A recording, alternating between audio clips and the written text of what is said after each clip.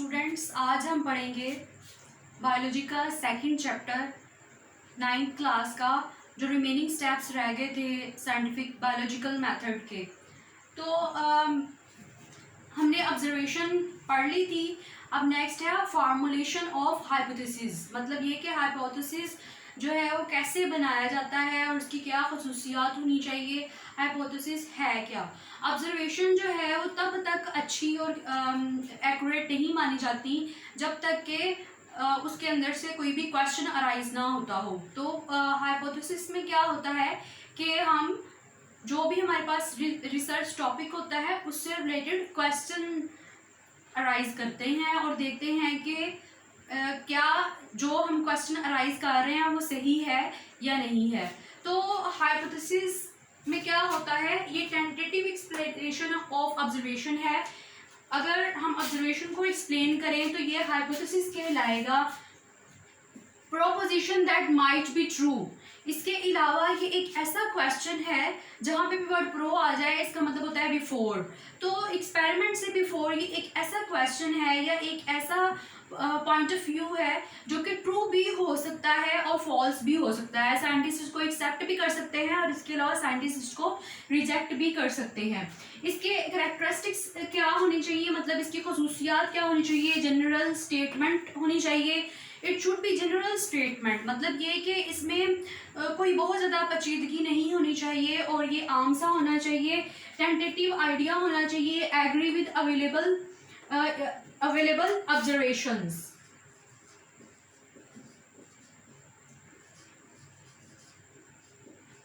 जो observation available होती हैं उसके साथ ये एग्री करता हो, मतलब ऐसे नहीं होना चाहिए कि हम हाइपोथेसिस जो है वो किसी और टॉपिक से रिलेटेड बना रहे हैं और हमारी जो ऑब्जर्वेशन है वो कोई और हो।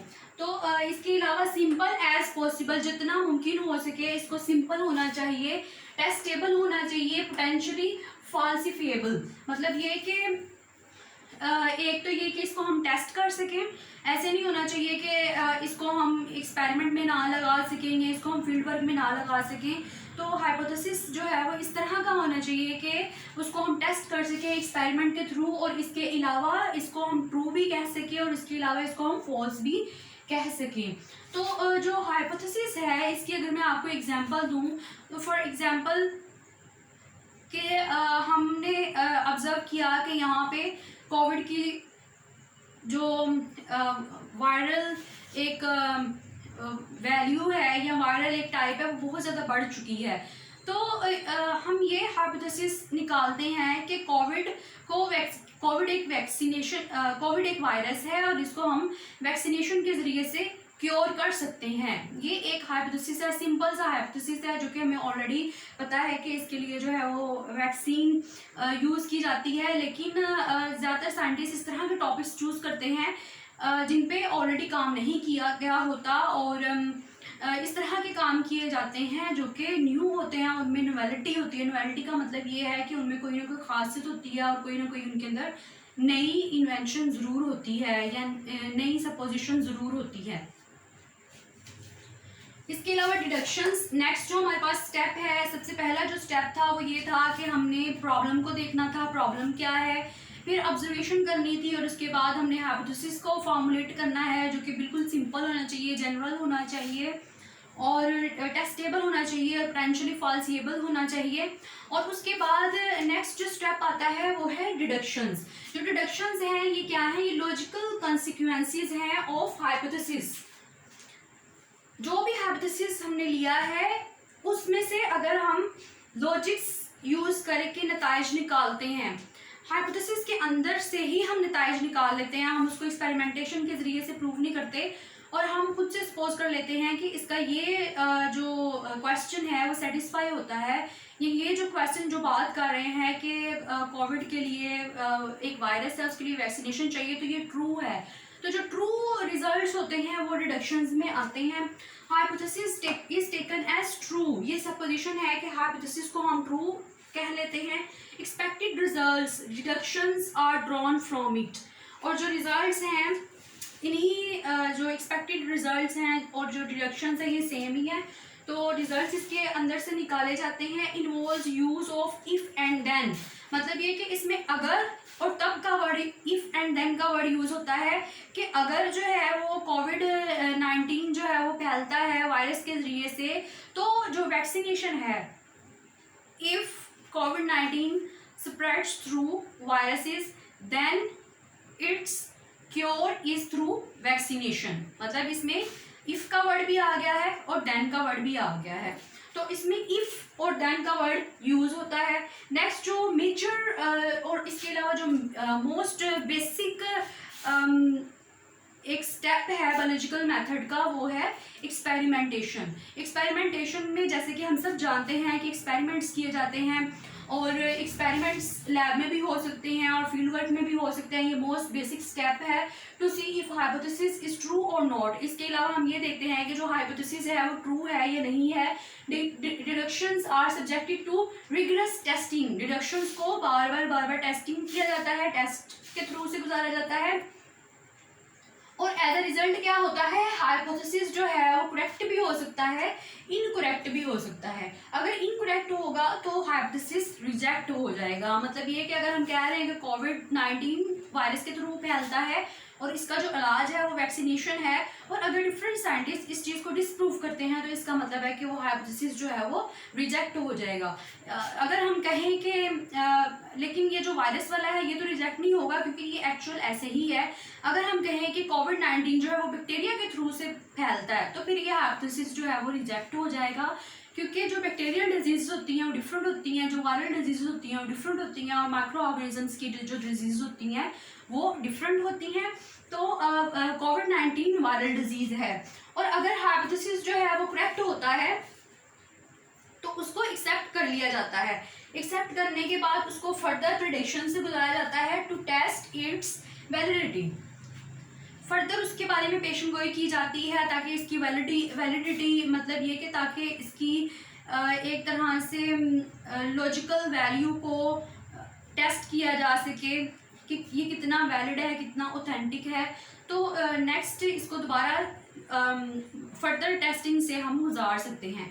जो एक्सपेरिमेंटेशन है, एक्सपेरिमेंटेशन में अगर हाइपोथेसिस जो है वो प्रूव हो जाता है, मतलब ये कि हम ये कह देते हैं कि ये जो हाइपोथेसिस है वो बिल्कुल ट्रू है और जो हमने माइंड में बात सोची है वो बिल्कुल ट्रू है, तो उसका क्या फ़ायदा होता है कि उसके बाद ये अवेलेबल होता है दूसरे साइंटिस्ट के लिए एक्सपेरिमेंट करने के लिए, और फर्दर रिसर्च एक्सपेरिमेंट्स के ज़रिए से की जा सकती है। और यहाँ पे नेक्स्ट जो प्रोसीजर है वहाँ पे थ्योरी एंड लॉ बनेगा।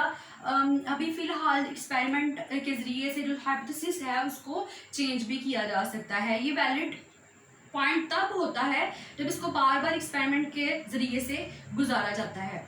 तो ये हमारे स्टेप्स हैं, और नेक्स्ट जो 2 स्टेप हैं वो ये हैं कि हम जो रिजल्ट्स हैं उसको समराइज कैसे करते हैं, समराइजेशन ऑफ रिजल्ट।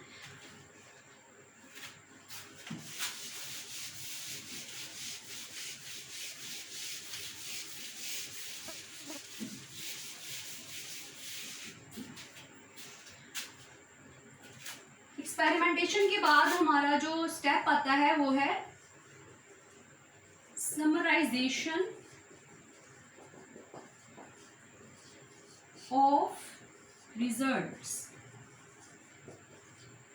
मतलब ये कि जो एक्सपेरिमेंट के ज़रिए से हमने रिजल्ट्स गेन किए उसको हमने समराइज करना है, गैदर करना है, और रिजल्ट्स डिफरेंट नोयत के हो सकते हैं। अगर हम कोविड-19 की एग्जांपल ले रहे हैं तो डिफरेंट पेशेंट्स के भी हो सकते हैं, या कोई इस तरह भी हो सकता है कि हम लोकल वैल्यू में देखें, हॉस्पिटल्स में ना देखें। तो वो जितना भी डाटा जो है वो, डाटा का मतलब है जितनी भी इंफॉर्मेशन जो है वो कलेक्ट की गई होगी उसको समराइज करना है। तो समराइजेशन ऑफ रिजल्ट्स क्या है, एक्चुअल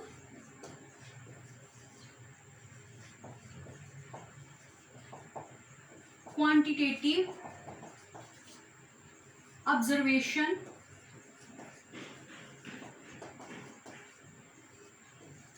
are summarized।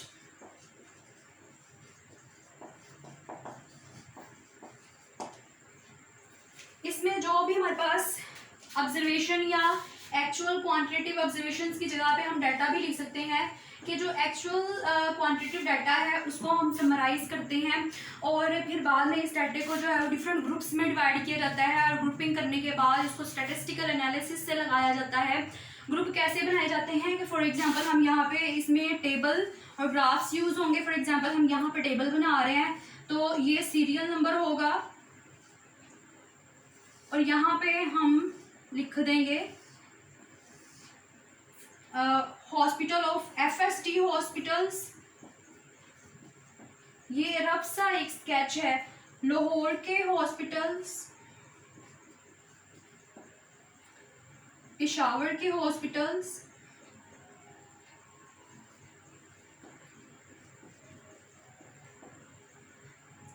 या कोई और सिटी कोई भी हो सकता है, कराची के हॉस्पिटल्स। अब ये हम पे अपने पे डिपेंड करता है कि हम कितने पेशेंट्स का जो डाटा है वो लेना चाहते हैं। फॉर एग्जांपल हम हर सिटी में से 20 पेशेंट्स का जो डाटा है वो ले रहे हैं तो यहाँ पे सीरियल नंबर 1, 2, 3, 4 एंड 5 आएगा और यहाँ पे पेशेंट्स के नेम आएंगे, ठीक है। और पेशेंट्स के नेम के साथ उसकी रीज़न आएगी कि कौन सी ऐसी रीज़न थी जिसकी वजह से कोविड-19 आया। मतलब ये कि हम इसको ग्राफ की सूरत में भी लिख सकते हैं। ग्राफ कैसे होते हैं, फॉर एग्जांपल अगर हम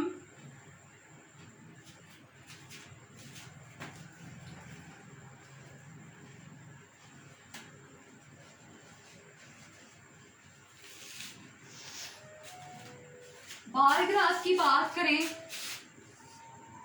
तो ये बार ग्राफ इस तरह होते हैं कि यहाँ पे हम लिख लें कि सिटी लिख लें, सिटीज लिख लें और यहाँ पे हम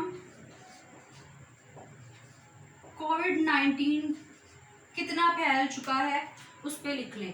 तो फॉर एग्जांपल फैसलाबाद में जो है वो सबसे ज़्यादा है, इसका बार सबसे ज़्यादा आएगा, फिर उससे कम जिस सिटी का आएगा, फिर उससे कम, और हो सकता है कुछ 2 सिटीज़ में एक जैसा भी हो।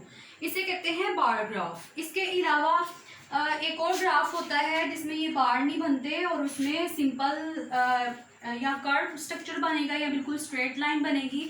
तो ये आप हर क्लासेस में सीखेंगे और फिजिक्स में भी ग्राफ वगैरह के मतलब जो है वो बताया होता है।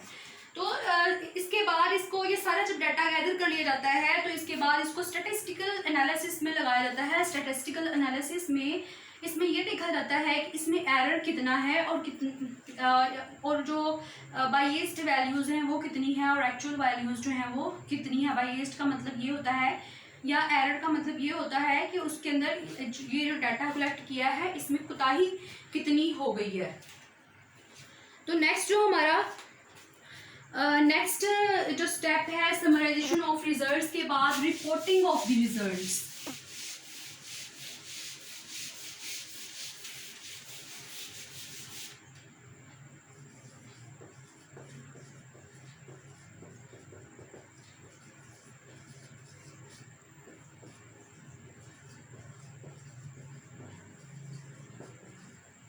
रिजल्ट्स को रिपोर्ट किया जाता है और रिपोर्ट कैसे किया जाता है, रिजल्ट्स को पब्लिश किया जाता है। पब्लिश कहाँ किया जाता है, बुक्स में इसको पब्लिश कर सकते हैं और या इसके अलावा जो जर्नल्स होते हैं, जनरल पेपर जो होते हैं उनमें इनको पब्लिश कर सकते हैं।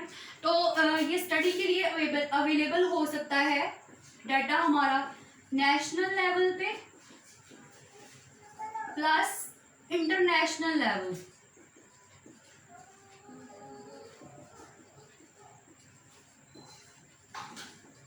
नेशनल और इंटरनेशनल लेवल हर जगह पे इसको स्टडी किया जा सकता है और फर्दर ये अवेलेबल हो सकता है डिफरेंट साइंटिस्ट के लिए, ताकि जो डिफरेंट साइंटिस्ट हैं वो इसके ऊपर फर्दर रिसर्च कर सकें। और किसी भी बायोलॉजिकल मेथड के लिए मोस्ट इम्पोर्टेंट पॉइंट है कि जो भी डाटा आपने गैदर किया है या जो भी आपने रिसर्च की है उसको रिपोर्ट किया जाए। Thank you.